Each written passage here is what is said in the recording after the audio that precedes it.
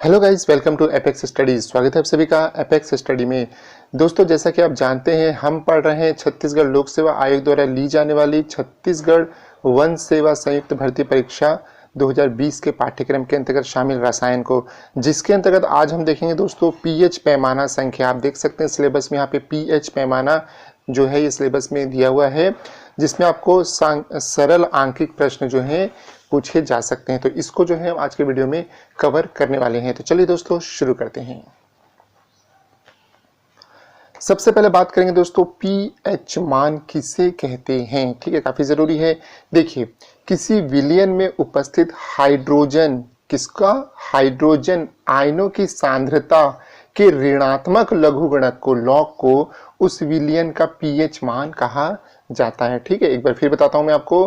किसी विलयन में उपस्थित हाइड्रोजन आयन की जो सांद्रता होती है, इसके ऋणात्मक जो लघुगणक होता है उसको जो होता है दोस्तों उस विलयन का पीएच मान कहा जाता है। इसका फॉर्मूला भी आपसे पूछ सकता है एग्जाम में, तो आप यहाँ पे देखिए कि इसका फॉर्मूला किससे होता है। ये आपका पीएच बराबर लॉग ऋणात्मक, ठीक है, मैं कहा ना आपका ऋणात्मक लघुगणक, तो लॉग ऋणात्मक 10 और कोष्टक में 1/h प्लस रहेगा आपका। ये इसका सूत्र होता है दोस्तों, ये आपको ध्यान में रखना है। ठीक है, सूत्र को भी ध्यान में रखिएगा, परीक्षा में सूत्र भी आपसे पूछ सकता है। दूसरी चीज बात करते हैं कि पीएच स्केल क्या होता है। ये तो पीएच मान हमने बता दिया कि कैसे निकाला जाता है। पीएच स्केल क्या होता है, ठीक है, तो देखिए, या पीएच पैमाना के नाम से भी इसको जाना जाता है। पीएच स्केल अम्लों तथा क्षारकों के जलीय विलयन में हाइड्रोजन आयनों की सांद्रता मापने में प्रयुक्त होता है। ठीक है, मतलब जो स्केल होता है क्या काम आता है कि जो जलीय विलयन होते हैं उसमें हाइड्रोजन के आयनों की सांद्रता कितनी है, इस चीज को मापने में प्रयुक्त होता है। ठीक है, देखिए सरल शब्दों में यदि हम बात करें तो अम्ल जो होता है और जो क्षार होता है, अम्ल का पीएच मान हमेशा 7 से कम जो भी आएगा वो अम्लीय कहलाता है, 7 से ज्यादा जो भी आएगा वो क्षारीय कहलाता है। और 7 जो है बीच का बिंदु है, 7 से कम 7 से ज्यादा, तो 7 क्या है वो उदासीन कहलाता है। ठीक है, अब थोड़ा सा और विस्तार से देख लेते हैं इस परिभाषा को, फिर जो है हम इसकी डिटेल में जाएंगे। देखिए, पीएच पैमाना जो होता है दोस्तों, किसी पदार्थ के तनु जलीय विलयन है ना, जो नम्र होता है जलीय विलयन की अम्लता या क्षारता को मापने के लिए सॉरेसन, ठीक है, सॉरेसन ने एक पैमाना विकसित किया था। तो आप इस वैज्ञानिक का नाम भी याद रखेंगे, परीक्षा में पूछ सकता है, जिस पर उन्होंने 1 से लेकर 14 तक की संख्याएं जो है अंकित की थी। तनु जलीय विलयन की अम्लता या क्षारता को पीएच के रूप में व्यक्त किया जाता है कि भाई ये इसका पीएच मान है कि ये कितना अम्लीय कितनी क्षारिता है, इसको पीएच के रूप में व्यक्त करते हैं।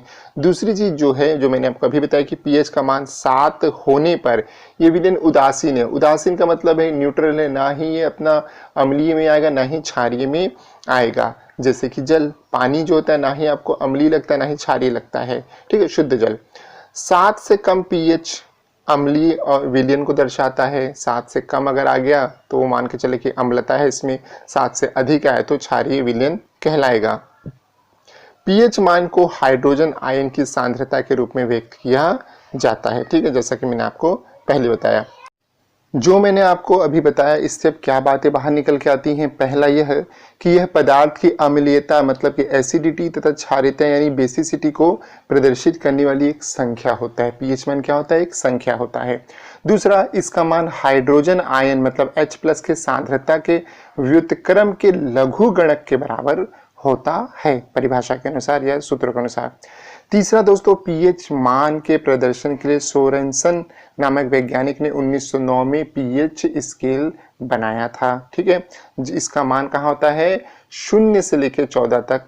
कहीं कहीं आपको 1 से 14 भी मिलेगा, 0 से 14 भी मिलेगा, तो 0 से 14 ज्यादा अच्छा है। ठीक है, इसके बाद अम्लों का पीएच मान हमेशा 7 से कम, क्षारों का पीएच मान हमेशा 7 से अधिक, जबकि शुद्ध जल जो होता है उदासीन होता है वो हमेशा 7 के बराबर होता है। उदासीन का मतलब मैंने आपको समझा दिया है, ना ही अम्लीय ना ही क्षारीय।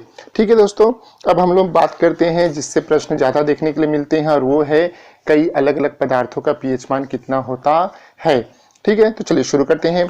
देखिए, मनुष्य के पेट में जो अम्लीयता होती है उसका जो पीएच मान होता है वो 1 होता है, यानी कि बहुत अम्ल होता है, नींबू से भी खट्टा होता है, आप समझ जाओ। ठीक है, दूसरा होता है नींबू। नींबू की जो पीएच मान होता है वो 2.2 से लेकर 2.4 के बीच में रहता है। तीसरा है दोस्तों आपका शराब, शराब जो होता है उसका पीएच मान 2.8 से लेकर 3.8 के बीच में पाया जाता है। बियर, बियर का पीएच मान 4.0 से लेकर 5.0 के बीच में प्राप्त होता है।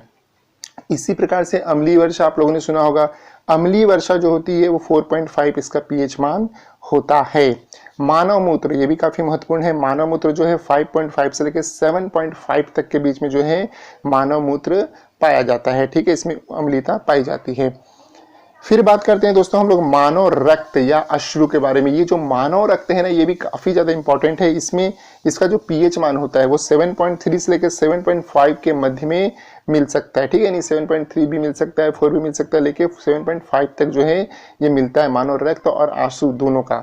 ठीक है, इसके बाद और बात कर लेते हैं जैसे कि समुद्री जल। समुद्री जल का पीएच मान क्या होता है 8.5। इसका मतलब क्या हुआ, ये क्षारीय हो गया। ठीक है, अपमार्जक मतलब कि जो कपड़े धोने का डिटर्जेंट होता है ना, अपमार्जक, इसका पीएच मान 10 होता है, क्षारीय होता है, तभी तो झाग देता है। अमोनिया, अमोनिया का पीएच मान कितना होता है 12 होता है, ये ध्यान रखना। बैटरी का अम्ल, जो बैटरी होती है उसका अम्ल या उसको हाइड्रोक्लोरिक अम्ल भी कहते हैं, इसका जो पीएच मान होता है 0.5 होता है, काफी अम्लीय होता है। ठीक है, आत्र रस, ठीक है, पेट में जो आत्र होती है उसकी जो रस निकलता है 1.4, ठीक है, इसका पीएच मान होता है। सिरका, दूध फाड़ने के लिए सिरका का उपयोग करते हैं, इसका पीएच मान 3 होता है, यानी कि नींबू इससे ज्यादा खट्टा होता है। ठीक है, टमाटर, टमाटर का पीएच मान कितना होता है 4.2। ठीक है जी। इसी प्रकार से बात करते हैं हम लोग कॉफी की। कॉफी का पीएच मान जो होता है 4.9 से लेके 5.0 के बीच में होता है। अगला आता है, ये भी काफी महत्वपूर्ण है, जलवाष्प। ठीक है, हवा में जो घुली रहती है ना जलवाष्प, इसका पीएच मान कितना होता है 5.5 होता है। इसी प्रकार से दूध भी महत्वपूर्ण है, दूध का पीएच मान होता है 6.4। इसका मतलब क्या हुआ, ये दूध क्या है, अम्लीय होता है। ठीक है, ऐसे भी प्रश्न पूछ सकता है, कुछ पदार्थों के नाम दे देगा, बोलेगा कौन कौन से इसमें से जो है अम्लीय है, उनका पीएच मान नहीं देगा, तो आपको ध्यान में रखना है। शुद्ध जल, ये बहुत महत्वपूर्ण है, शुद्ध जल का पीएच मान 7 होता है, ये उदासीन होता है, ना ही अम्लीय ना ही क्षारीय। अगला आता है दोस्तों लार, लार का पीएच मान 7.2 होता है, यानी कि क्षारीय हो गया। खाने का सोडा, खाने का सोडा का पीएच मान 8.4 होता है, यानी कि क्षारीय हो गया। अंडा, अंडा जो होता है दोस्तों 7.8 इसका पीएच मान होता है, यानी कि ये भी क्षारीय कैटेगरी में आ जाता है। चूना, चूना का जो पीएच मान होता है वो कितना होता है 13, यानी कि ये भी क्षारीय हो गया। कास्टिक सोडा जो कि अंतिम है दोस्तों, इसका पीएच मान जो होता है 14 होता है। इसके अलावा मैं एक आपको शानदार बात बताता हूँ, मानव शरीर जो होता है उसका भी पीएच मान होता है। तो मानव शरीर का पीएच मान होता है 7 से लेकर 7.8 के बीच में, 7 से 7.8 के बीच में मानव शरीर का पीएच मान होता है।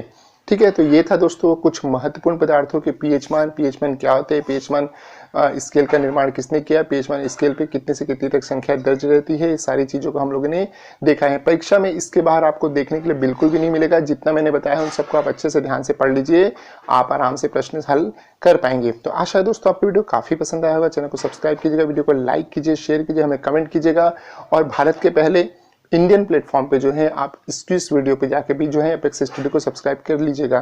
तब तक के लिए thank you and all the best.